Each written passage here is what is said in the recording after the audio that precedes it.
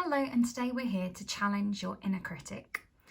So what is your inner critic? Well, your inner critic is that voice in your head that tells you you can't do something. It's telling you that you're useless. It's kind of the devil on your shoulder that is constantly getting in your way of you being able to progress. It's pre-programmed to keep us safe. So there's a reason we've got this inner critic. And it kind of comes into our life at about aged 4 to 6. And it's simply there to help us stay safe. So it's trying to stop us from getting out of our comfort zone so that we stay nice and safe. And therefore it has kind of a reason for being, but it's not always telling us the truth because it kind of acts against all costs just to keep us safe. This kind of arrives when we're in our panic zone. So it's kind of when we would have that normal fight or flight response that's pre-programmed back from those caveman days that we actually don't need anymore, but kind of derives that anxious feeling, that panic feeling, that fight or flight response. And that is where our inner critic will pop up and say, there's something wrong here, you need to do something, you're not very good at this. And that is where the inner critic kind of likes to play, because it can't play when we're having a good time, when we're feeling confident, when we're feeling relaxed, but it gets to kind of have a field day in our panic zone. And there are different types of inner critic. We might all have slightly different types, so it's important to know which is your inner critic so that you can make friends with it and then politely tell it when it's not being very helpful to you. So the panic zone. It's really good to challenge ourselves because we want to grow. If we always stayed in our comfort zone, we would never progress. That's kind of the whole point of evolution. We evolve by growing. But at the same time, if we grow too much in too short a space of time, or we're challenged too much, this is when we can become panicked and overwhelmed. And this is where our inner critic shows up. So if you imagine this is us and we happily live in this nice little comfort zone in the middle. This is where we're confident, we know exactly what we're doing all of the time.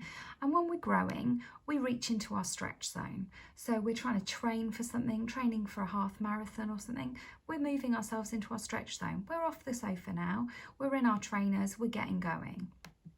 But when we go past that stretch zone, when we've decided we're going to go on 3 runs in one day, this is too much and we get ourselves into panic and overwhelm, and that is where our little inner critic jumps out and has a field day. So what our types of inner critic are, well, we have the doubter, and the doubter is when we get that imposter syndrome, when we're filled with the, oh, you can't do this, I'll never be able to achieve this, or I'm not good enough. So it's all those words where we're saying we are not enough. That is our inner critic telling us, no, do you think you can do that? I don't think you can do that. So it's recognising that that is the doubter. Then there's the judge. What do you think you're doing? I don't think you can do that. I'm judging you for doing that. I'm judging you for thinking those thoughts. I'm judging you for being that person. So it's judging you. It's telling you that, no, you're not enough. No, that's a bad choice.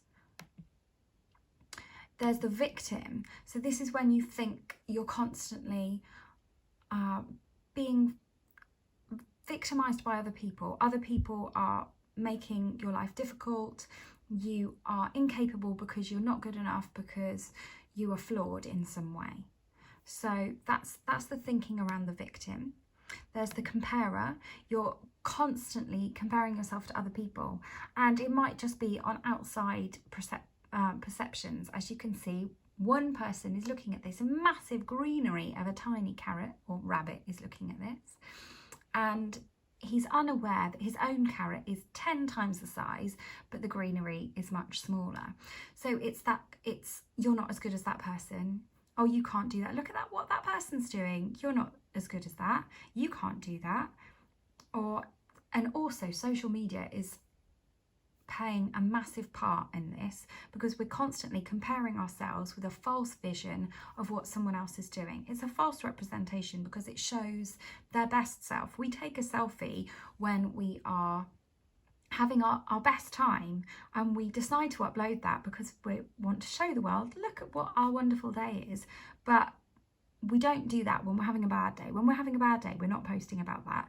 And remember, everybody else is the same. So it's that inner critic that's comparing you, and it's often irrational. It often compares irrationally with your whole self to someone else's best self. And then there's the pleaser, the type of inner critic that's telling you have to please everybody all of the time. You're not good enough unless you're doing 20 million things for everybody else.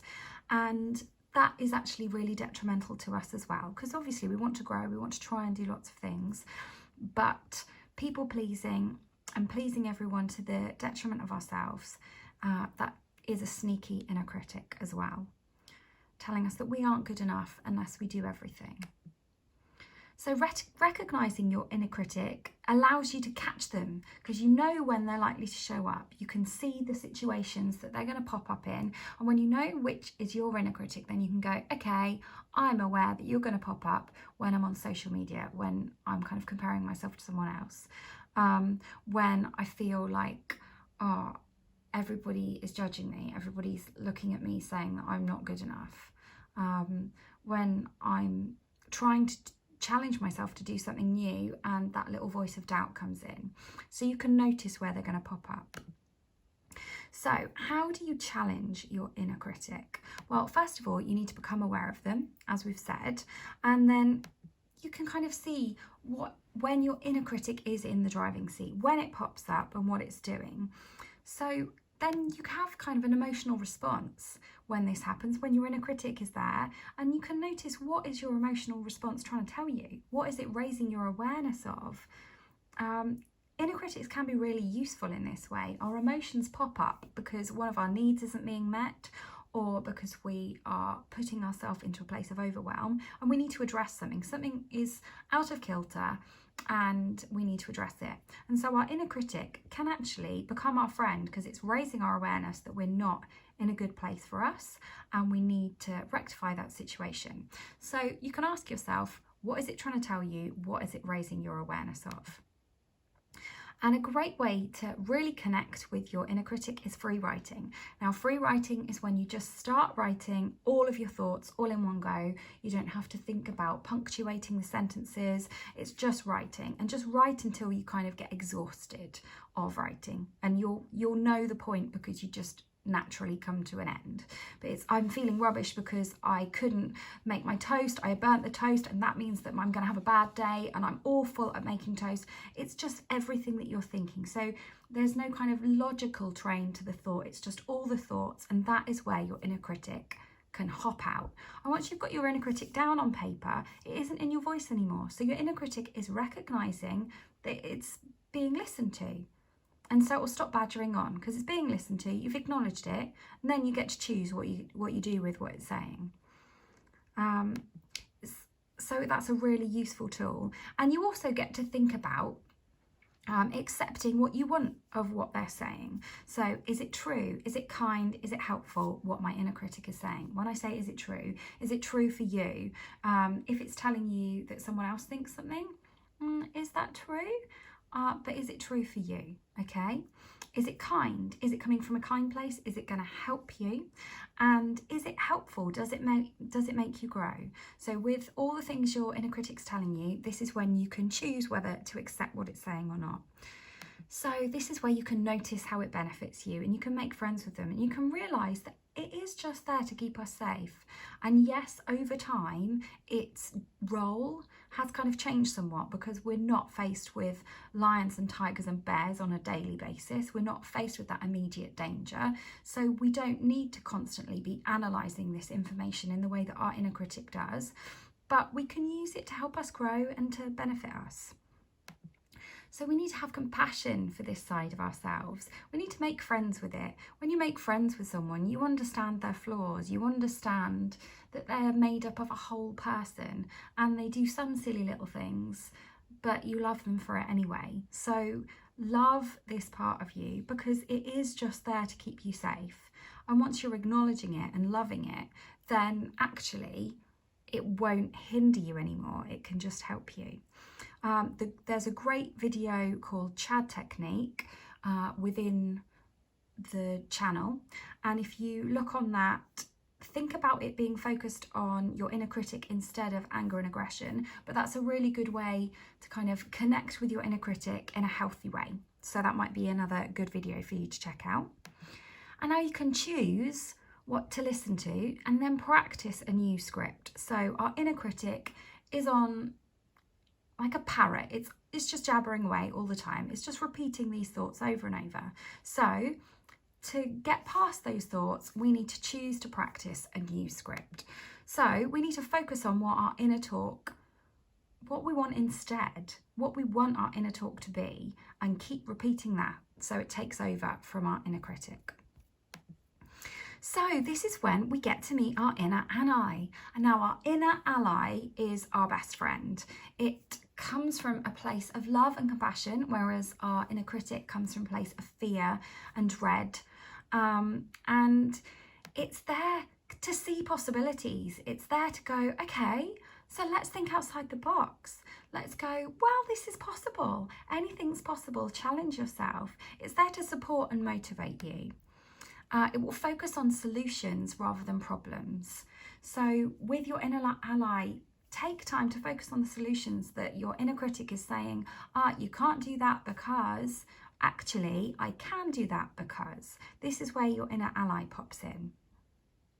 It will celebrate you and any small progress you make. It is like your best friend. It is there to go, yeah, go you. You lost £1 this week. Well done.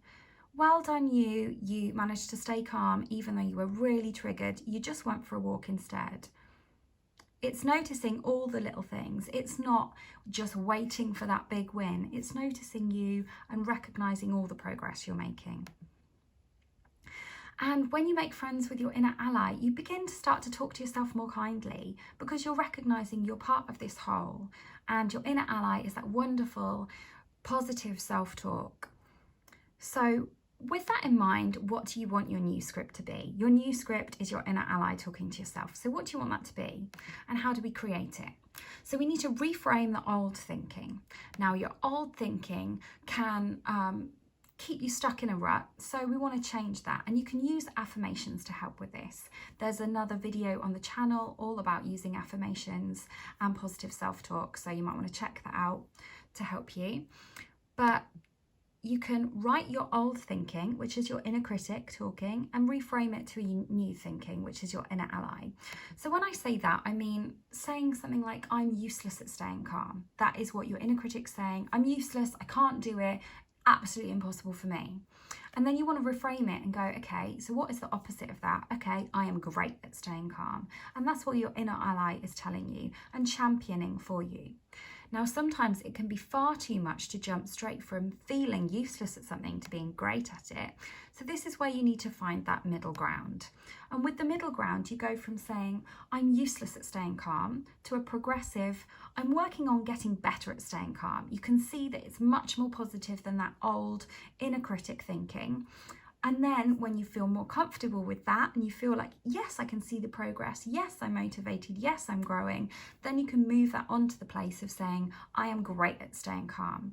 And as you notice, these two, so I'm working on getting better and staying calm, and I'm great at staying calm, are both coming from your inner allies talk. It's the person that's supporting you. It's going, yes, I can see you're doing it.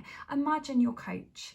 Imagine your coach at Shine and what they would say and how they pick up on all the things that you're doing really well, when sometimes all you can focus on are the things that you feel like aren't going well. So if you're struggling finding your inner ally, remember your little cheerleader of a coach. And then, yeah, it's all the opposite thinking. So how can you start to think this instead? How can you reframe this thinking? So we've talked about that, but if you're struggling with it, how can you start to believe this? What can help you believe this? Look around, because the more you ask questions of yourself, the more answers you'll find. So if you're asking the positive questions, you're going to find the positive answers. And a top tip for this point is to write yourself a compassion letter and write it to yourself. And if you struggle, writing it in the present time. So imagine you are you in 5 years' time, writing a kind letter to yourself now. explaining how you're going to get there, being kind and saying, it's okay, I understand that things were hard then, but you got through because you had this strength, you had the dedication, you had the focus, and it's okay. It's all okay now. And you can also, if you've got previous experiences as a child that you find hard to let go of, then you can write a self-compassion letter from that child to you now, saying, I forgive you. I forgive you for what's happened because you've grown now. So just write a self-compassion letter to yourself. It's brilliant. It gets all that thinking out on a page and it allows you to move on. So lastly, let's focus on that positive voice. So we've got the inner critic versus the inner ally or the inner guidance. And just, you might want to take a screenshot of this. This is a really nice positive to go away with. You notice the inner critic is just black and white. There's kind of no middle ground, whereas the inner guidance realizes there's a whole journey to be had. So thank you for taking the time today. Well done for showing up for yourself. This is a massive tick for you.